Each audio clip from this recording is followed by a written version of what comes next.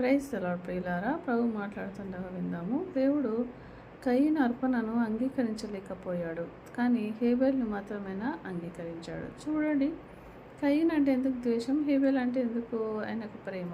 అవి ఏం లేదు అక్కడ. ఆయన కొన్ని రూల్స్ ఉంటాయి, కొన్ని ఆజ్ఞలు ఉంటాయి, కొన్ని కట్టుబాట్లు ఉంటాయి. అవి చేసేసాలు ఆటోమేటిక్గా దేవుడు మన పక్షాన ఉంటాడు. లేదు, నువ్వు చెప్పింది ఏంటి, నా ఇష్టం వచ్చినట్టు నేను చేస్తా అంటే మాత్రం అది కుదరదు. సేవ విషయంలో కూడా అంతే. మనము మనకిష్టమైన సేవ చేయడం కాదు, దేవుడు ఏది చెప్తే అది చేయడము అది ఆయనకి ఇష్టం. సో ఎప్పుడైతే బలి ఇస్తున్నామో, ఎప్పుడైతే కృతజ్ఞతార్పణలు అర్పిస్తున్నామో, ఫస్ట్ బ్లడ్ ఉండాలంట. బలి ఉండాలంటే, దేవుడు అంగీకరించాలంటే రక్తం ఉండాలి. కయీను అలా తేలేదు. కయీను ఏం చేశాడు, ఆయన దగ్గర ఉన్న ఫ్రూట్స్ అవి పట్టుకొచ్చి దేవునికి అర్పణిస్తే దేవుడు దాన్ని రిజెక్ట్ చేశాడు. ఎందుకంటే ఎందుకంటే బలి అంటేనే రక్తం ఉండాలి. కాబట్టి ఈయన హేబెల్ కాడ పోయి గొర్రెపిల్లని తెచ్చుకొని ఫ్రూట్స్ ఇచ్చి గొర్రెపిల్లని తెచ్చి అర్పించింటే అది వేరేగా ఉంటుండేనేమో.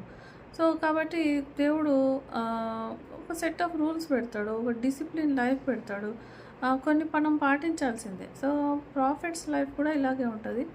నువ్వు నాకు దోచింది చేస్తా, నాకు ఇష్టమైనప్పుడు చేస్తా, నెలకోసారి వాక్యం చెప్తా, లేకపోతే నెలకోసారి సువార్త చెప్తా, ఇట్లా మనము ఒక లెక్క డిసిప్లిన్ లేకుండా, ఒక టైం టేబుల్ లేకుండా మనం ఏదైనా సేవ చేద్దాం అనుకున్నాం అనుకోండి, అది దేవుడు అంగీకరించాడు. అది కూడా ఎట్లుంటుందంటే ఆయన టైమింగ్లోనే ఆయన చెప్పిందే చేయాలి.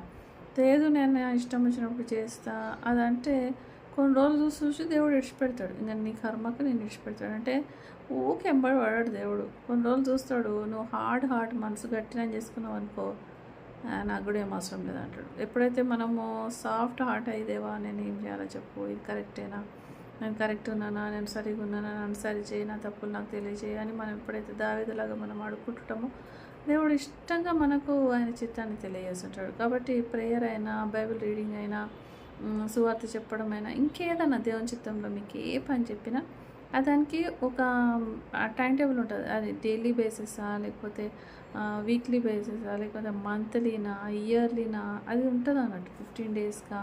సో మనము ఎప్పుడైతే ఆయన చిత్తం మెరిగి ప్రవర్తిస్తామో అప్పుడు దేవుడు మన సేవను అంగీకరిస్తాడు. లేకపోతే అది కష్టమంతా వ్యర్థమైపోతుంది. మన ఇష్టానుసారంగా చేస్తే మాత్రం దేవుడు దాన్ని అంగీకరించాడు. దేవుడు చెప్పినట్టు చేయడంలోనే ఉంది ధన్యత.